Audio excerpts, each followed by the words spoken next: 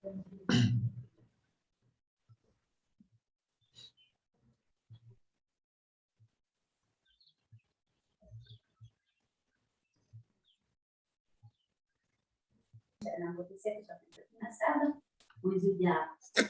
msichana mwenyewe mpoteza damu nyingi na siku kuichea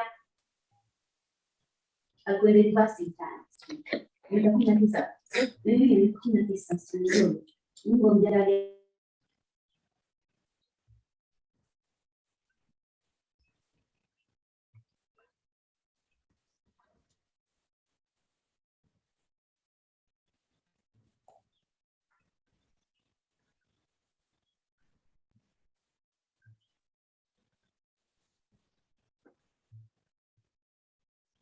Back, I've told him to send.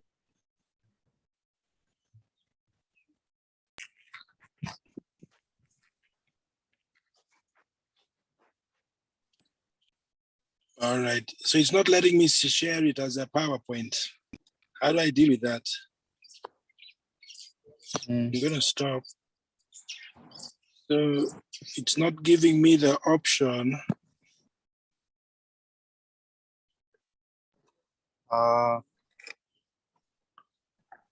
But you were scrolling before? Yeah, it was a scroll. It was not PowerPoint. It was just scrolling down, scrolling up and down.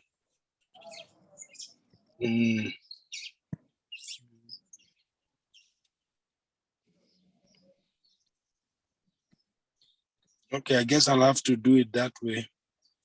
Yeah. Okay.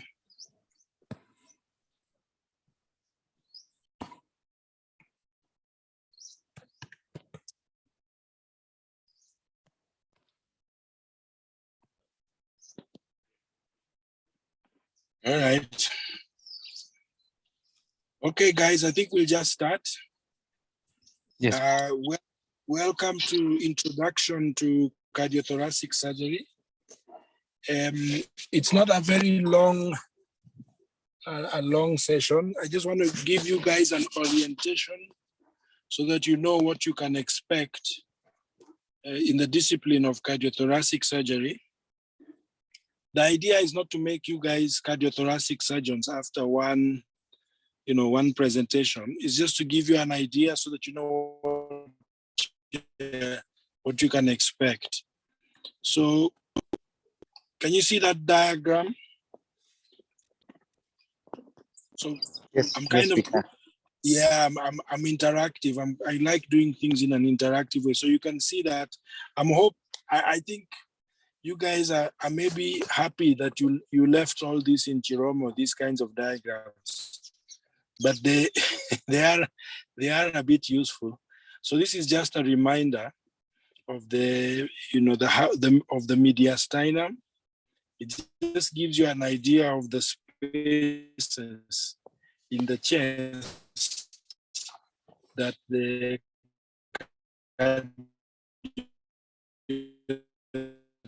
thoracic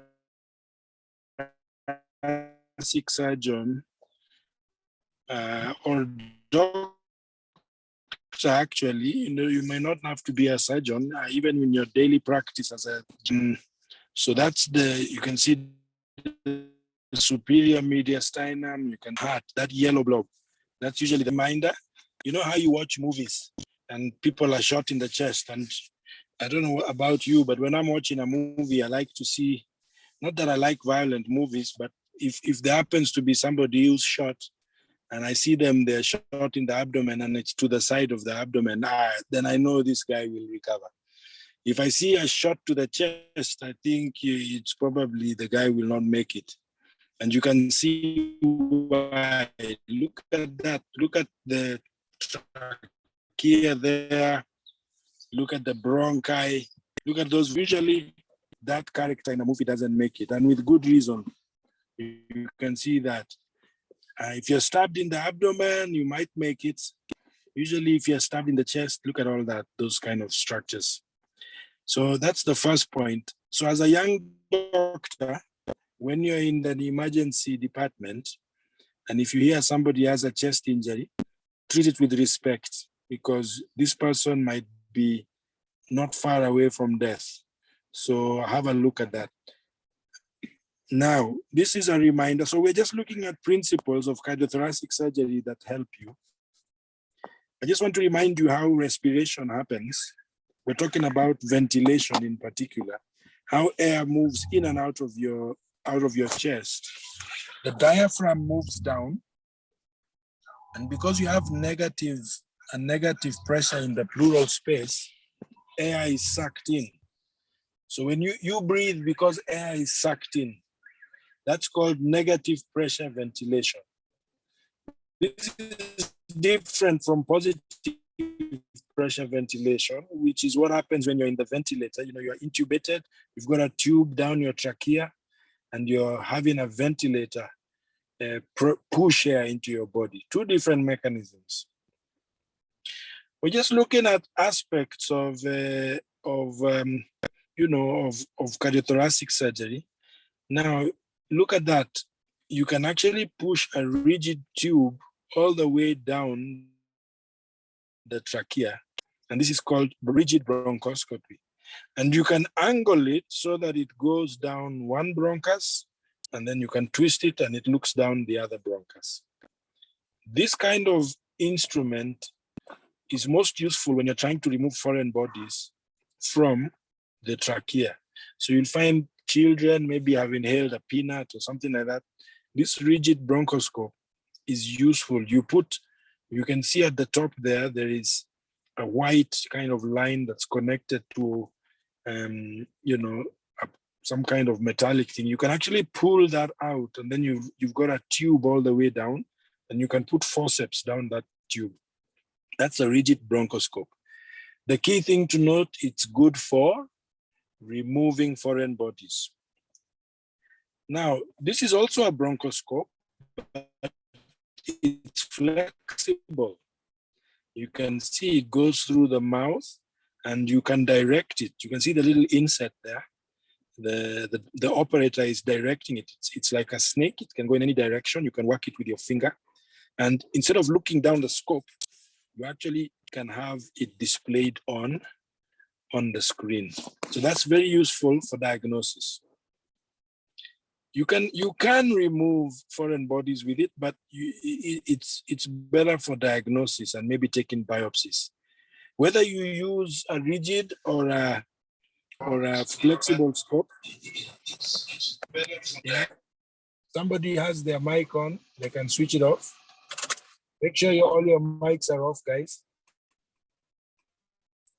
So whether you're looking down a rigid scope or a what do you call it, or a flexible scope, that's what you see. So you can see the two bronchi, main bronchi. The one on your right is the right one. The one on your left is the left. And on the lower aspect of your screen, that is the posterior aspect of your trachea. Now, another concept in cardiothoracic surgery is thoracoscopy. This is similar to what people call keyhole surgery, and you put ports through incisions that go between the ribs, and you can see that the lowest port, that's actually a camera. So you can actually have that attached to a screen, and then you can look into the chest and do surgery that way. So that's a diagram of it, and that's how it looks in real life. So the patient's head is to the right of the screen, and the patient's the anterior aspect of the patient is where that person in blue is, and they'll be looking at a screen and they'll be manipulating those gadgets and doing stuff in the chest. So instead of opening the person's chest completely, you can use these ports to do it. Now, here's another concept, another way of looking at things. Remember we looked at the first diagram was the mediastinum. So you may actually want to look at the vessels and the nodes which are above the heart, and you can go in. If you look at the image on the right, you're going in anterior to the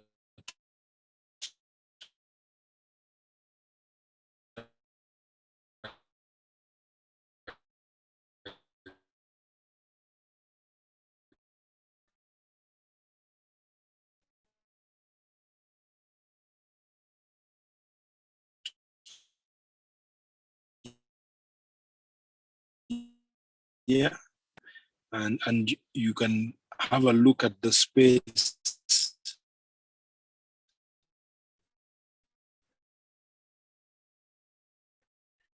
that is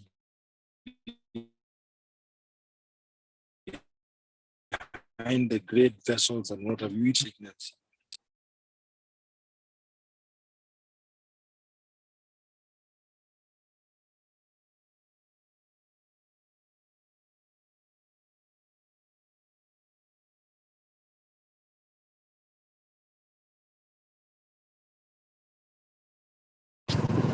Lavin, please call lecturer, tell him he's disconnected.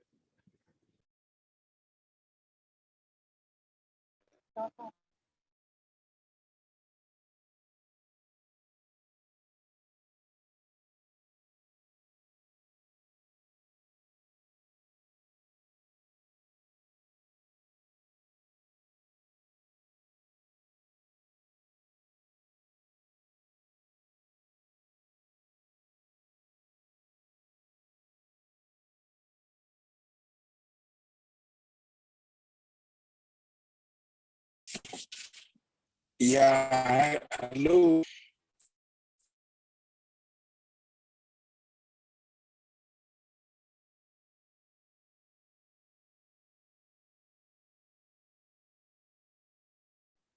So sorry about that, guys. Sorry. Now this is the most, for me, it's the most important topic of the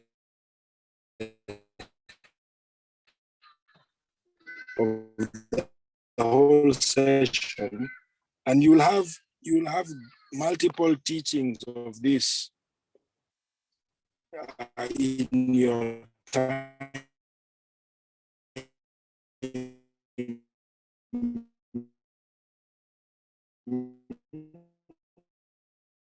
as a medical student. One of the things that can kill a patient very quickly is something called a tension pneumothorax. And you can see that tube is ways of collecting that fluid in a manner, or the air, collecting the air in a manner that does not allow air to go back into the chest. This is actually how you put it in. And the key thing I want you to see is that when you create the space between the ribs, your finger has to go into that pleural space for you to be sure you're in the pleural space. Now you'll be examined on this. Right through your medical career, you're going to be having questions about this, whether it's a multiple choice, whatever. So please be very clear when to put a chest tube in, how you put it in, and you'll have sessions on this, how you take it out. Very important. So there are boundaries where it should go in and all that. So you learn all that. This is how it looks when it's in a patient. Okay. So you learn how to do that. These are just some of the instruments which we use when we're doing what we call an open thoracotomy to open the chest. I know they look quite crude and maybe frightening. And this is, you see that L-shaped instrument and at the bottom left of this image, this is how it's used. It's a rib spreader, and you open it and it retracts the ribs. This is it operating in real life. Well, someone's using a manual one. We've opened the chest. What the arrow is pointing towards a rib, and in there is the pleural cavity. Now, the whole point of opening the chest is to do various things. One of the things we like to do is heart surgery, and I'm particularly interested in heart surgery. And one of the operations we like to do is to replace the heart valves. So right at the top, A, that was the first heart valve that was prosthetic and replaced. So it was a little ball that would go up and down, and it was held by a cage, and it would allow blood to move. You don't need to cram all these or remember all these things, but have a look at A and then have a look at L. To put A in, you have to open a person's chest, put them on a heart-lung machine, stop their heart, open their heart, cut out the old valve, put it in. That's a long procedure. Then close the heart, start the heart, take them off the heart-lung machine, close the chest. Wow, big surgery. Whereas if you look at L, you don't even need to open the person's chest for L. You don't even need to stop their heart.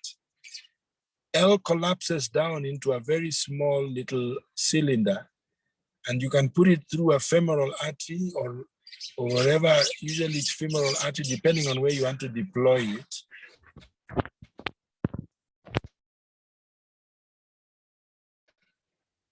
And you can slide it in a wake patient. You can deploy surgery has advanced. In case you are going to open the heart, this is the heart-lung machine, and look at the diagram. So we take blood out of the heart through a tube from the venous side of the heart. It goes to that machine there, which acts as a pump and also as a lung.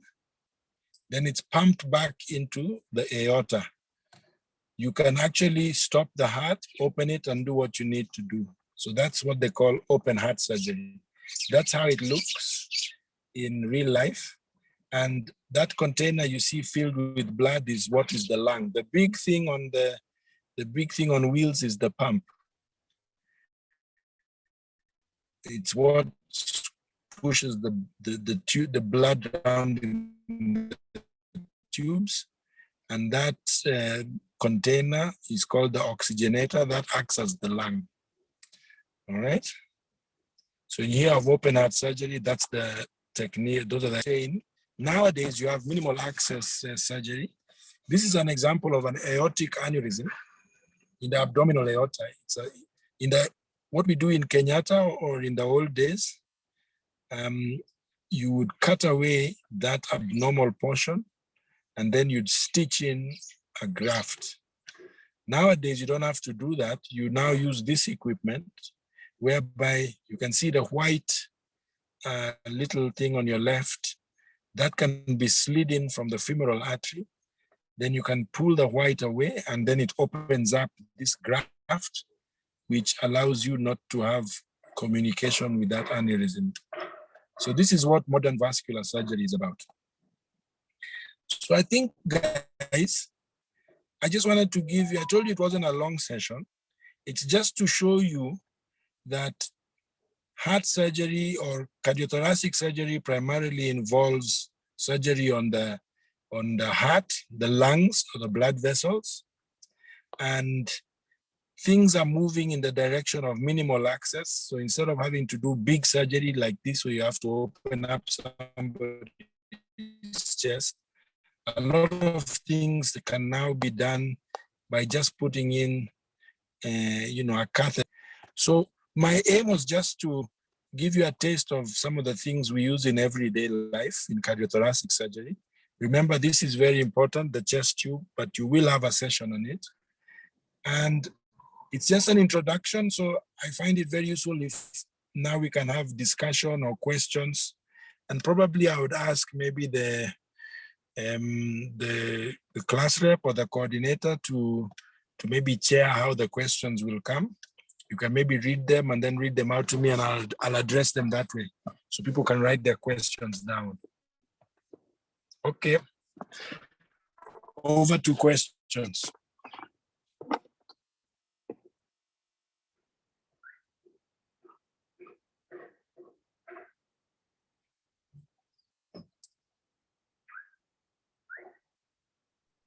Any questions? Good afternoon, Doc. There is just one question. Okay. This question is, please explain the mediastinoscopy again. Mediastinoscopy. All right, so fine, we'll go back to this. Can you see the diagram there? The green area sits above the heart. That is the superior mediastinum. You're using a scope just to look into that space. And how the scope works, if we look at this image here, you just make an incision in the neck, just above, there's a bone there at the top. remember there's what you call the suprasternal notch up there. So you make an incision there, and then you put in this scope, and it will look at the space above the heart where the blood vessels are. But it's not common, so I wouldn't dwell too much on it. I hope that clarifies.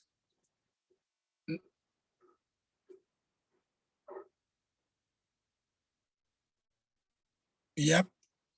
Oh, I can see some questions there. Okay, man. Please, I've dealt with them. Explain me the mediastinoscopy. What is the solution when someone causes a tension pneumothorax? Usually it's putting in a chest tube. How do you insert the catheter into the femoral artery without causing bleeding? These are good questions. It's just, there's something called the cell dinger technique. And because it's not the topic per se of this discussion, I'll ask you, go and read about the cell dinger technique. It'll show you how it's done. Then kindly repeat on positive pressure ventilation principle. That one, what I'll advise is just Google positive pressure ventilation and you'll see. It's very easy to see, not complicated.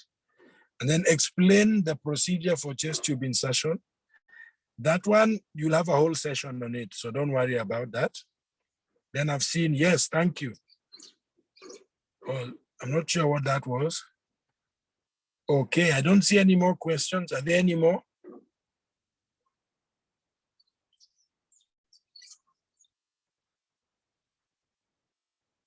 All right. What I would advise you is, I'll maybe tell you a bit more about cardiothoracic surgery, just a little bit more that's not on the slide. In the old days, doctors, that is exactly that, a doctor would do everything. So a doctor would treat malaria, a doctor would deliver a pregnant mother, a doctor would do brain surgery, then he would do heart surgery, just the way you see it in the movies. But as time has gone by, it's become harder and harder to be an expert in all these things, particularly to be an expert with the knowledge. So things have broken off into their own specialties. So in developed countries, you have people who are vascular surgeons, you have people who are thoracic surgeons, and you have people who are cardiac surgeons. And then the cardiac surgical group is divided into people who are children's heart surgeons and then people who are adult heart surgeons. So like I specialize mainly in children's heart surgery. And that's how things are moving now. Although in Kenya, because there are very few cardiothoracic surgeons, you find Kenya needs 600 cardiothoracic surgeons to meet the need of, or to serve 50 million people. And now we have probably less than 20 practicing in Kenya. So you can see there's a great need. And when there are very few like that, then the best way to utilize that resource of cardiothoracic surgeons practice everything, and even the training is geared towards you practicing everything. But people like myself and other colleagues are realizing that we need to start laying the groundwork for the future. So we need to start getting people to think about this breaking and specializing into different things. I can see success rate of surgical cardiac interventions. It depends what you're doing, but mostly for most of these cardiac interventions, the success rate, and this is what we target, is usually above 95%. So these are the targets, whether it's heart surgery or these interventions, we are looking at a success rate of usually above 95% as a general rule of thumb. Here in KNH, do you do the modern techniques of intervention? Yes. A couple of my colleagues, one of them is called Dr. Gilbert Oburu. He's pursuing, and his team, they do those catheter interventions, the ones I've shown you. And yes, of course, they're quite costly. So cost is a factor, but he's starting to push that and it's being done. Do I see any more questions?